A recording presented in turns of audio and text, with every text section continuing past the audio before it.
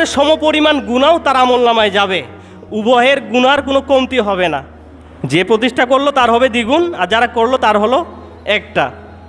তাহলে যে ব্যক্তি এরকম হয়তোবা মসজিদ প্রতিষ্ঠা করেছে কিন্তু মসজিদে শিরকের চর্চা হয়, বিদআত হয়, মিলাদ কিয়াম হয়, চল্লিশা পড়ানো হয়, মসজিদে তাওহীদের বায়ান নাই, তাবিজের ব্যবসা হয়, কুফরি কালাম হয়, কিচ্ছা কাহিনী আর ভণ্ডামি আলোচনা হয়, বুঝতে হবে ওই মসজিদ প্রতিষ্ঠাকারী যেমন গুনাহগার, যারা করবে গুনাহগার, এবং এদের সমপরিমাণ গুনাহ ওই প্রতিষ্ঠাকারীরাও পাবে।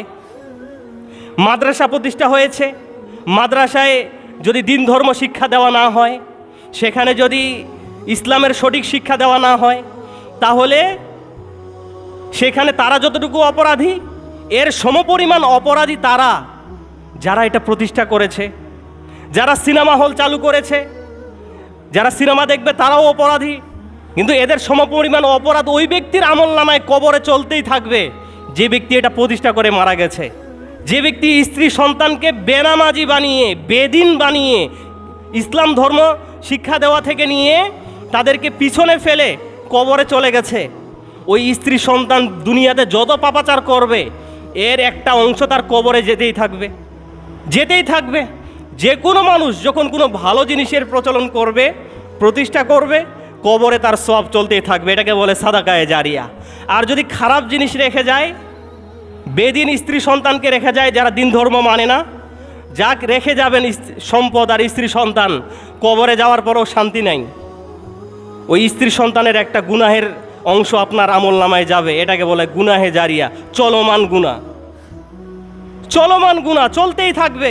আসলে মনে তো অনেকেই রাখে, মনে তো অনেকেই রাখে, কিন্তু কয়জন মারা যাওয়ার পরে মানুষের দোয়ায় শামিল হতে পারে, কয়জন মানুষের দোয়ায় নিজেকে শামিল করতে পারবে সেটা আমরা কেউ জানি না।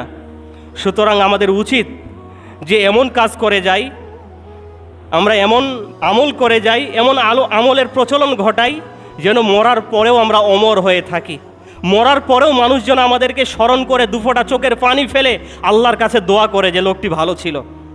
তাহলেই আমাদের জীবনের সফলতা। আর যদি মরার পরে মানুষের দোয়াই না পাই, মানুষ যদি বলে সমাজের বোঝাটা আজ থেকে দূর হলো, তাহলে আমাদের জীবনটাই বৃথা, পুরো জীবনটাই বৃথা। তাই সম্মানিত সুধী, আল্লাহ সুবহানাহু ওয়া তাআলা আমাদের সকলকেই তার দ্বীনের পথে শামিল করুন।